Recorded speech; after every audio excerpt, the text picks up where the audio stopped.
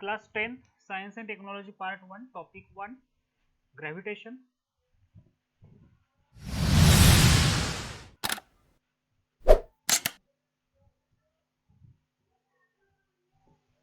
तर previous part मध्ये आपण न्यूटन्स लॉ ऑफ ग्रॅव्हिटेशन हा स्टडी केलेला आहे. त्यामध्ये आपण आता त्याचे इक्वेशन पाहिलेलं आहे. So at the end we came to know that force of gravitation is given by equation F is equal to G into m1 into m2 divided by d square, where F is the force of gravity or gravitation acting between the two objects.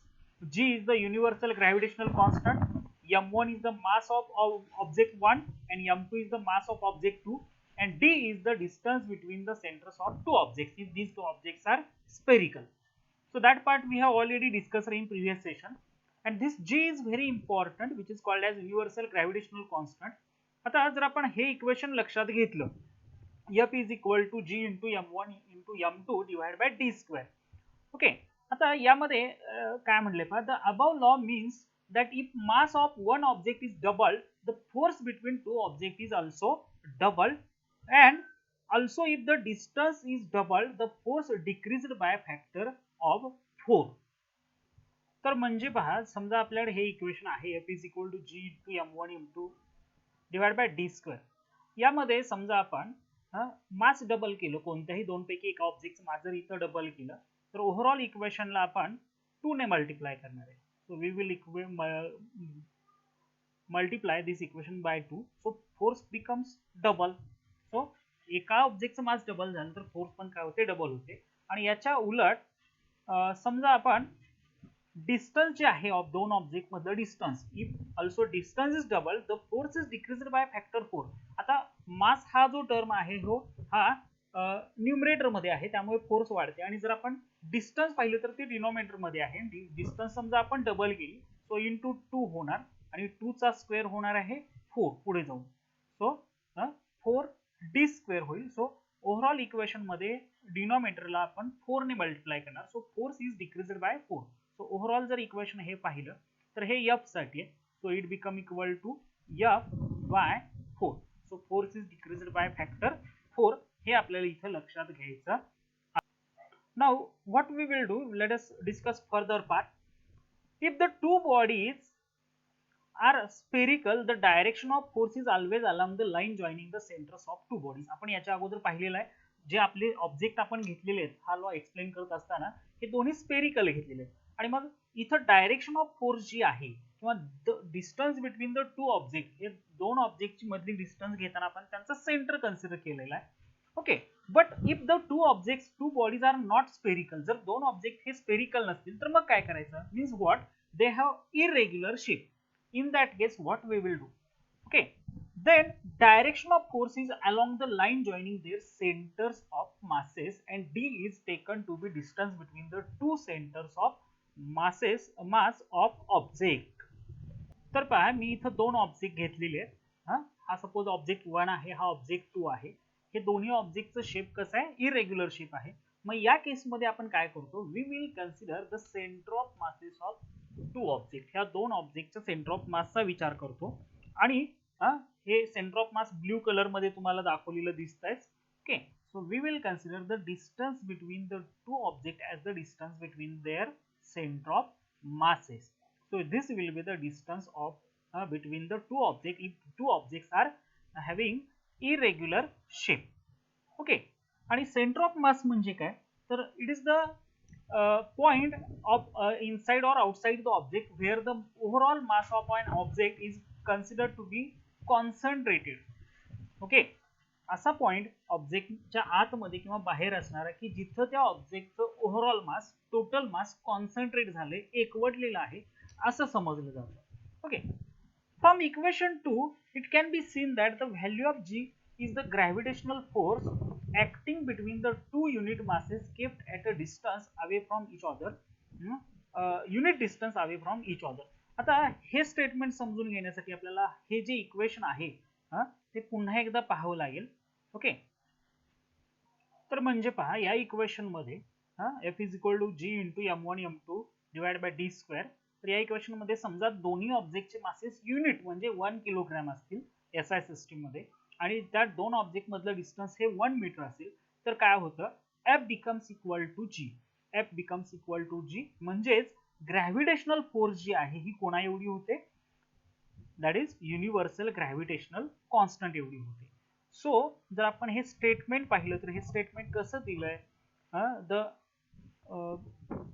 from this equation it can be seen that value of G is the value of G is the gravitational force. म्हणजे G ची value ही gravitational force एवढी होते कधी, when two objects having unit masses are kept at unit distance from each other. Thus in SI units the value of G is equal to the gravitational force between the two masses of 1 kilogram kept 1 meter apart. म्हणजे SI system मध्ये किंवा SI units मध्ये आपण घेताना masses kilogram मध्ये घेतले आणि distance हे 1 मीटर घेतलेलं आहे.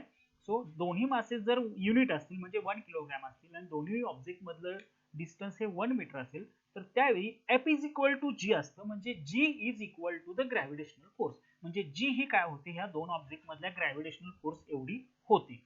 Now show that we know that SI unit of how can we determine this SI unit of G. यासाठी तुम्हाला काय करावं लागेल तर हा इक्वेशन जो आहे यातला G एका बाजूला घेऊन बाकीच्या सगळ्या व्हॅल्यू एका बाजूला ट्रान्सफॉर्म करावे लागतील आणि त्यावरून तुम्हाला G चं युनिट डिटरमाइन करता येईल. तर ते इथं डायरेक्टली दिलेलं आहे, it is newton metre square per kilogram square. Okay, the value of G is experimentally measured by Henry Cavendish. तर ही जी व्हॅल्यू आहे G ची ही पहिल्यांदा हेनरी कॅव्हेंडिश नावाचा जो फिजिसिस्ट आहे याने डिटरमाइन केली in the form of SI unit is given by 6.673 into 10 raised to minus 11 newton metre square per kilogram square. तर ही झाली काय value of G. The centre of mass of object is the point inside or outside the object at which the total mass of object can be assumed to be concentrated. मग अशी आपण पाहिलं की जर ऑब्जेक्ट इरेग्युलर शेप मध्ये असेल तर तिथं मात्र आपल्याला ऑब्जेक्टचं जे सेंटर ऑफ मास ते कन्सिडर करावं लागतं. तर सेंटर ऑफ मास म्हणजे काय, it is the point inside और आउटसाइड द ऑब्जेक्ट. ऑब्जेक्टच्या आत किंवा बाहेर असा एक पॉइंट कन्सिडर केला जातो, इमॅजिनरी पॉइंट असतो तो, किंवा आपण तो डिटरमाइन पण करू शकतो. Okay, at which total mass of an object is assumed to be concentrated. ज्या पॉइंटला त्या ऑब्जेक्टचं टोटल मास कॉन्सन्ट्रेट झालंय, एकवटलेलं आहे असं समजलं जातं. The centre of mass of an spherical object having uniform density is its geometrical centre. जर आपण स्पेरिकल ऑब्जेक्ट घेतला तर त्याचं बरोबर सेंटर जिओमेट्रिकल सेंटर हा सेंटर ऑफ मास झाला. Okay, so centre of mass of object having uniform density is a centroid. जर object एखादा घेतला की ज्याची डेन्सिटी युनिफॉर्म असेल तर त्याचा मात्र सेंट्रॉइड म्हणजे केंद्रक आपण हा सेंटर ऑफ मास कन्सिडर करतो. तर इथपर्यंत आपण न्यूटन्स लॉ ऑफ ग्रॅव्हिटेशन पाहिला. आता why did Newton assumed inverse square dependence on distance in his law of gravitation. So पुन्हा एकदा जरा मागे जाऊ आपण. हा जो लॉ आहे यामध्ये ही जी फोर्स आहे, this force of gravitation is inversely proportional to the square of the distance between two object. हे स्टेटमेंट किंवा असं कन्सिडरेशन न्यूटनने का केलं असावं असा एक प्रश्न आहे, याचं प्रूफ आपण आता पाहायचं आहे. So let us see. तर इथं जाताना पहिल्यांदा आपल्याला uniform circular motion and magnitude of centripetal force याची थोडीफार मदत घ्यावी लागेल. So consider an object moving in circle with constant speed. We have seen earlier that such motion is possible only when object is constantly acted upon by the force directed towards the center of the circle. So we have already seen that if object is continuously rotating or is in motion in circular path, एखादा object जर circular path मध्ये continuously फिरत असेल तर अशी condition किंवा अशी motion possible कधी असते, ज्यावेळी त्या ऑब्जेक्ट वरती फोर्स सेंटर कडे डायरेक्ट होणारी फोर्स काम करत असेल तर मात्र तो ऑब्जेक्ट सर्क्युलर पाथ मध्ये फिरतो. So which is called as a centripetal force. हे आपण अगोदर पाहिलेलं आहे. Okay, so centripetal force, the force which is directed towards the centre and object is revolving in a circular path which is called as circular motion. मग इथं जी force आहे याला आपण सेंट्रिपेटल फोर्स म्हणतो. आता ही सेंट्रिपेटल फोर्स आपण mathematically calculate करू शकतो, डायरेक्टली आपल्याला दिलेली इथे. If mass m is the mass of object, जो ऑब्जेक्ट सर्क्युलर मोशन मध्ये फिरतोय त्याचा मास समजा m असेल, v is its speed, त्या ऑब्जेक्टचा स्पीड v एवढा असेल, and r is the radius of circle in which that object is moving or revolving or in circular motion. Object जो ज्या सर्क्युलर पाथ मध्ये फिरतोय त्याची रेडियस r असेल, त्या ऑब्जेक्टचं मास m असेल, आणि ज्या व्हेलॉसिटीने किंवा ज्या स्पीड मध्ये तो ऑब्जेक्ट फिरतोय त्याचा स्पीड v एवढा असेल. ओके, सो मग या केस मध्ये जी सेंट्रिपेटल फोर्स जी आहे ऑब्जेक्ट वरती काम करणारी ती दिली जाते. It is given by this equation F is equal to mv² divide by r. तर ही झाली काय, this is nothing but centripetal force acting on object which is directed towards the centre. Okay, so इथं पहा हा object आहे की ज्याचं मास m आहे, तो सर्क्युलर पाथ मध्ये फिरतोय आणि त्याची व्हेलॉसिटी स्पीड त्याचं v आहे आणि r ही काय आहे, रेडियस आहे की ज्या सर्क्युलर पाथ मध्ये तो ऑब्जेक्ट फिरतोय. मग या केस मध्ये त्या ऑब्जेक्टची जी सेंट्रिपेटल, त्या ऑब्जेक्ट वरती काम करणारी जी सेंट्रिपेटल फोर्स आहे की जी डायरेक्टेड टुवर्ड्स द सेंटर आहे असं आपण म्हणतो. It is given by F is equal to mv² divide by r. This is nothing but centripetal force acting on an object. Now पुढे काय म्हणलं पहा, if planet is revolving around the sun in circular orbit in uniform circular motion, then centripetal force acting on planet towards the sun must be is equal to F is equal to mv² divided by r. तर आता आपण Kepler's law च्या दृष्टीने विचार करतोय, त्यामुळे आपण प्लॅनेटचा विचार करायचे.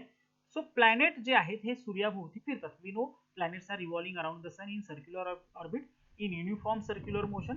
ते सर्क्युलर मोशन मध्ये आहेत. Then centripetal force acting on planet towards the sun. आता प्लॅनेट वरती जी काम करणारी सेंट्रिपेटल फोर्स आहे सूर्याकडून टुवर्ड्स, ज्याची डायरेक्शन टुवर्ड्स द सन असते, ही कशी दिली जाते. It is given by equation F is equal to mv² divide by r, where m is the mass of planet. आता इथं प्लॅनेटचा विचार करतो त्यामुळे त्याचं मास असेल m, then v is the speed of planet, त्या प्लॅनेटचं speed, r is the distance of planet from sun. आता इथं r म्हणजे रेडियस म्हणजे काय असणार आहे, इथं r हे त्या प्लॅनेटचं सूर्यापासूनचं अंतर असणार आहे. Okay, so that is about the centripetal force of acting on planet. So आता इथे पुढे काय म्हणले पहा, the speed of planet can be expressed in terms of period of revolution t as. आता period of revolution म्हणजे काय, तर प्लॅनेट सूर्याभोवती जी एक circular path one round complete करण्यासाठी जो टाइम घेतो त्याला आपण म्हणतो त्याचा period of revolution. Okay, so the distance traveled by a planet in one revolution is nothing but is equal to the perimeter of orbit, that is 2 pi r. So consider करा की planet हे सूर्याभोवती फिरतात, ते circular किंवा circular path मध्ये फिरतात. मग इथं प्लॅनेट जी डिस्टन्स ट्रॅव्हल केली ही काय असणार आहे, ही सर्क्युलर पाथ एवढी असणार आहे. आणि तो सर्क्युलर पाथ म्हणजेच काय असणार आहे, it is nothing but perimeter of the orbit, म्हणजेच त्या सर्क्युलर पाथ किंवा त्या सर्कलचा जो पेरिमीटर आहे किंवा त्याला आपण सर्कमफरन्स म्हणतो तेवढा असणार आहे. आणि circumference of circle is given by equation 2 pi r. So here the distance travelled by planet in one revolution, सूर्याभोवती एक फेरी पूर्ण केल्यानंतर त्या प्लॅनेटचं जे डिस्टन्स, प्लॅनेटने जे डिस्टन्स ट्रॅव्हल केलंय ते किती असणार आहे, it is equal to 2 pi r. 2 pi r का घेतलं, कारण प्लॅनेट हे सूर्याभोवती सर्क्युलर पाथ मध्ये फिरतात असं कन्सिडर करून आपण तो पाथ जो आहे तो सर्क्युलर पाथ कन्सिडर करून त्याची पेरिमीटर आपण is equal to 2 pi r एवढी घेतलेली आहे according to the formula for perimeter of circle, where r is the radius of planet और the distance of planet from the sun. आणि इथं त्या प्लॅनेटला सूर्याभोवती एक फेरी पूर्ण करण्यासाठी म्हणजे पिरियड ऑफ रिव्हॉल्यूशन घेतलाय आपण t. सो आता मग त्या प्लॅनेटचं जे स्पीड आहे ते आपण कसं घेणार आहोत. So v is equal to distance travel, I can show separately. तर आपण हे सेपरेटली पाहणार आहोत. सो इथं तुम्ही पाहू शकता v is equal to distance travel divided by time taken. तर आत्ताच आपण पाहिलं की प्लॅनेट जो सूर्याभोवती, सपोज हा प्लॅनेट आहे आणि हा सूर्य आहे, तर हा दिस इज नथिंग बट सन आणि हा प्लॅनेट आहे. हा प्लॅनेट सूर्याभोवती एक फेरी पूर्ण करण्यासाठी समजा इथून सुरू केलं आणि हे हा झाला सर्क्युलर पाथ. जरा डायमेन्शन व्यवस्थित नसतील पण समजून घ्या. तर ह्या सर्क्युलर पाथचा जो पेरिमीटर आहे तो घेतला आपण 2 pi r, where r is the distance of planet and sun. हे झालं r म्हणजेच काय, प्लॅनेट आणि सूर्यामधलं अंतर. Okay, so 2 pi r divide by t. आता t म्हणजे काय, period of revolution, that is time taken. So distance किती ट्रॅव्हल केलं प्लॅनेटने एका सर्क्युलर पाथ मध्ये is equal to 2 pi r. आणि त्याच्यासाठी त्याला टाइम किती लागला t is nothing but period of revolution.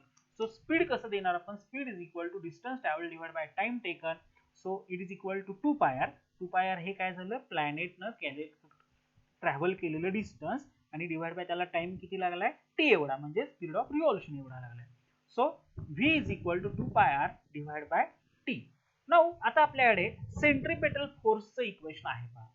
So this centripetal force is equal to mv square divide by r square. So this is nothing but centripetal force. आता यामध्ये आपण काय करायचंय, हे जे स्पीडचं इक्वेशन आपल्याला मिळालं पहिल्या इक्वेशन मध्ये, याला मी इक्वेशन नंबर 1 म्हणतो. हे जे इक्वेशन मिळालं ते मी इथं ठेवतो. सो v च्या ठिकाणी 2πr ठेवला आपण, बट हा स्क्वेअर आहे, टोटल ब्रॅकेटचा स्क्वेअर आहे. So it becomes equal to, पुढे जाऊन इक्वेशन काय मिळालं, 4m बिकॉज 2 स्क्वेअर 4, m आहे असा आला, pi square into R divide by T, हा डिनॉमिनेटर मध्ये होता त्याचा पण स्क्वेअर झाला. So this is nothing but your what, centripetal force by putting this value of v in this equation. So centripetal फोर्सच्या इक्वेशन मध्ये, म्हणजे या इक्वेशन मध्ये आपण ही v ची व्हॅल्यू इथं पुट केली आणि आपल्याला हे इक्वेशन मिळाले 4π. So 4m pi square into R divide by T square. आता यामध्ये आपण काय करायचं, ह्या इक्वेशन मध्ये multiply and divide by r square, एक मॅथमॅटिकल छोटीशी रिअरेंजमेंट आपल्याला इथे करायची आहे. ह्या इक्वेशन मध्ये डिनॉमिनेटर आणि हा काय आहे, सॉरी न्यूमरेटर आणि डिनॉमिनेटर मध्ये दोन्ही बाजूला आर स्क्वेअर ने मल्टिप्लाय करायचं. सो इथं ऑलरेडी आर होता, याला आर ने मल्टिप्लाय केल्यानंतर तो झाला आर क्यूब आणि डिनॉमिनेटर मध्ये आर स्क्वेअर ने मल्टिप्लाय केलं. सो हे इक्वेशन जरा मॅथमॅटिकली रिअरेंज करून घेतलेलं आहे, हे आपल्याला समजावून घ्यावं लागेल. Okay, so f is equal to 4π into 4m pi square divide by r square into r cube divide by T square. पण आपण केपलर्स थर्ड लॉ पाहिला होता. थर्ड लॉ काय सांगतो, the square of the period of revolution of planet is directly proportional to the what, cube of the distance of planet from the sun or radius of planet from the sun. So हे equation आपण पाहिलं होतं आणि हे directly proportional to असल्यामुळे t square divide by R cube is equal to k आलेलं आहे. हे आपण केपलरच्या थर्ड लॉ मध्ये पाहिलेलं आहे. सो ही व्हॅल्यू जी आहे, म्हणजे आपण काय केलं, हे इक्वेशन अशा पद्धतीने रिअरेंज केलं की आपल्याला इथं ही टर्म मिळेल आणि याच्या ऐवजी आपण 1/k आपण इथं ठेवूया, कारण हे R cube divide by T square आहे आणि प्रत्यक्षात केपलर्स लॉ नुसार आपल्याला काय मिळालं, T square divide by R cube, म्हणजे याचा इन्व्हर्स केला. मग आर क्यूब वरती आला, टी स्क्वेअर खाली गेल्यामुळे आपल्याला इथं 1/k झाला आणि हा 1/k पुढे जाऊन इक्वेशन मध्ये इथं तुम्हाला मल्टिप्लाय झालेला दिसतो. You can see it is multiplied in the denominator. So हे मिळालं आपल्याला फायनल इक्वेशन. पण आता या इक्वेशन मध्ये ही जी टर्म आहे 4m pi square divide bye k, 4 हा नंबर आहे त्यामुळे कॉन्स्टंट आहे, m म्हणजे काय मास ऑफ प्लॅनेट, ते बदलत नाही, ते कॉन्स्टंट राहतं. पाय हे काय झालं, पाय हा पण कॉन्स्टंट आहे, k म्हणजे कॉन्स्टंटच आहे. सो ह्या पूर्ण टर्म सगळ्या कॉन्स्टंट आले, याचा अर्थ f is equal to constant into 1/r square. आणि याचा अर्थ असा आहे की force is inversely proportional to the square of the distance between two object. म्हणजे आपण न्यूटन्स लॉ ऑफ ग्रॅव्हिटेशन मध्ये जे पाहिलं होतं की दोन ऑब्जेक्ट मधली जी फोर्स ऑफ ग्रॅव्हिटेशन आहे ही त्या दोन ऑब्जेक्ट मधल्या डिस्टन्स मधल्या स्क्वेअरशी काय असते, इनवर्सली प्रोपोर्शनल टू असते. ते आपण इथं प्रूव्ह करण्याचा प्रयत्न केलाय किंवा प्रूव्ह केलाय असं पण म्हणू शकतो आपण. So we have proved that. Okay, according to, पण त्यासाठी आपण काय केला, केपलर्स थर्ड लॉ इथं विचारात घेतलेला आहे. तर म्हणून लक्षात घ्या, the Newton concluded that centripetal force, which is the force acting on a planet, is responsible for circular motion. आणि म्हणूनच लक्षात घ्या, ही जी फोर्स आहे सेंट्रिपेटल फोर्स, ही प्लॅनेटच्या सूर्याभोवती जे सर्क्युलर मोशन आहे त्याच्यासाठी रिस्पॉन्सिबल आहे आणि which is inversely proportional to the square of the distance between the planet and sun. आणि म्हणून f is inversely proportional to that is r, म्हणजेच काय, distance between planet and sun आलेले आहे. So Newton identified this force with the force of gravity and hence postulated the inverse law of gravitation. तर न्यूटनने ही जी force आहे, कोणती, centripetal force planet आणि सन मध्ये असणारी, ही लक्षात घेतली. त्याचा आणि फोर्स ऑफ ग्रॅव्हिटीचा संबंध लक्षात घेऊन त्यानं जे आपला इनव्हर्स लॉ ऑफ ग्रॅव्हिटेशन आहे, म्हणजे तो F is equal to Gm1m2 divide by आपण d स्क्वेअर किंवा r स्क्वेअर पण म्हणू शकता आता. तर हा जो लॉ आहे हा त्याने इथं पॉस्ट्युलेट केला, मांडला. The gravitational force is much weaker than other forces in nature, but it controls the universe and decides its future. It is a very important statement. You have to understand it. जर gravitational force आपण पाहिली तर ही weak force आहे, एवढी strong force नाही. As compare to other forces जर आपण याचा विचार केला तर ही फोर्स कशी आहे, इट इज वीकर फोर्स, थोडीशी कमकुवत आहे. बट ही फोर्स खूप महत्वाची आहे. It controls the universe and decides it's future. म्हणजे कंट्रोल द युनिवर्स म्हणजे काय पहा, लाखो करोडो वर्षापासून सूर्याभोवती हे एवढे सगळे प्लॅनेट फिरतात, याचं कारण कोण आहे, ग्रॅव्हिटेशनल फोर्स आहे. म्हणजे युनिवर्सचा कंट्रोल हा ग्रॅव्हिटेशनल फोर्स मुळेच राहिलेला आहे. This is possible because huge masses of planet, stars and other constituents of the universe. जरी फोर्स वीक असली तरी याचं कारण असं आहे, कारण की प्लॅनेट जे आहेत किंवा स्टार जे आहेत यांचे मासेस ह्यूज आहेत, प्रचंड वस्तुमान आहे त्यांचं. So they having very higher masses, आणि मासेस हायर असले तर फोर्स पण काय असते, स्ट्रॉंगर असते. So F is equal to Gm1m2 divide by r स्क्वेअरचा विचार केला तर मास जर जास्त असेल तर F ची व्हॅल्यू पण वाढते. सो त्यामुळे हे universal force, that is why this force is called as universal force, और this law is called as universal gravitational law. Okay, law of gravitation. Now use your brain. एक प्रश्न विचारलाय, is there a gravitational force between two object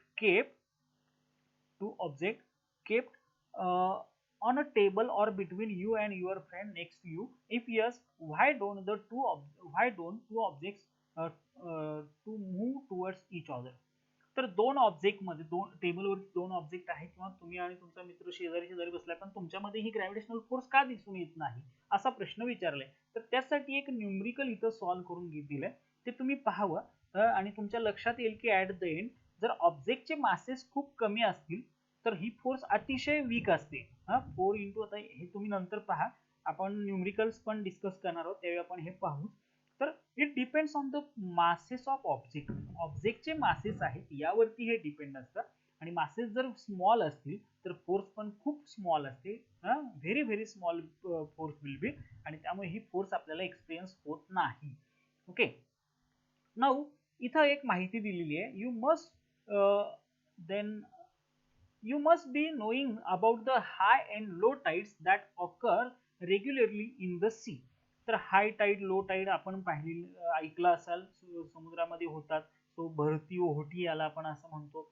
The level of sea water at any given location along seashore increases and decreases twice a day at regular intervals. So we know that the level of water at any location, so level of sea water, समुद्राचं जे पाणी आहे त्याची पातळी कोणत्याही ठिकाणी C शोर म्हणजे समुद्र किनारी वाढते आणि कमी होते दिवसातून 2 वेळा ऍट रेग्युलर इंटरवल्स.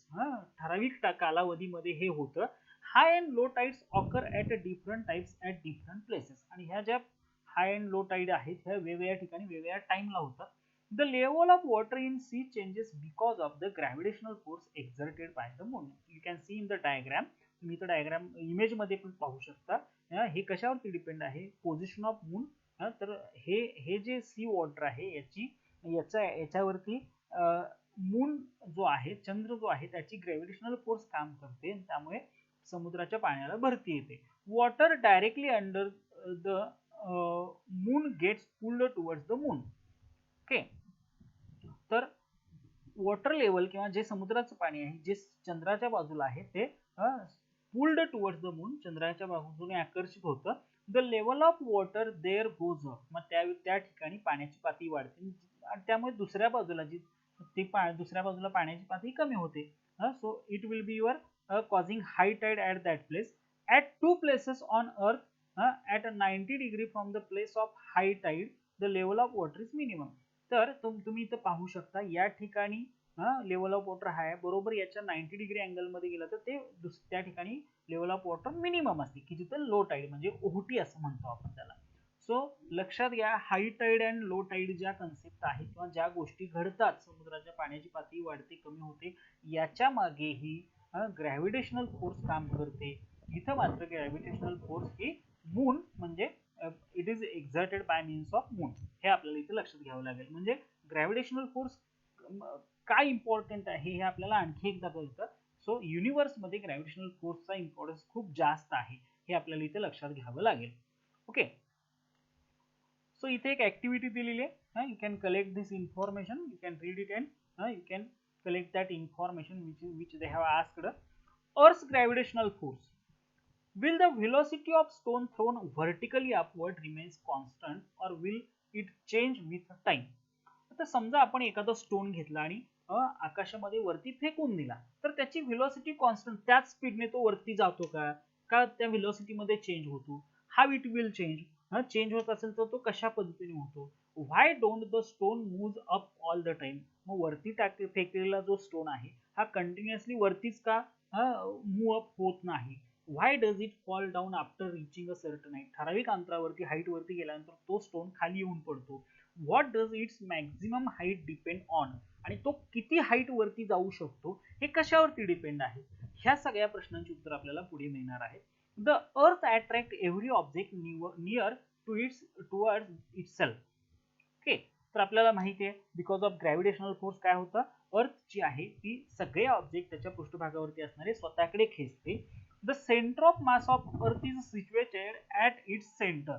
ओके, आणि आपल्याला माहिती आहे की सेंटर ऑफ मास जे आहे अर्थ ते बरोबर सेंटरला आहे because it having spherical shape असल्यामुळे. So the gravitational force on any object due to the earth is always directed towards the centre of अर्थ.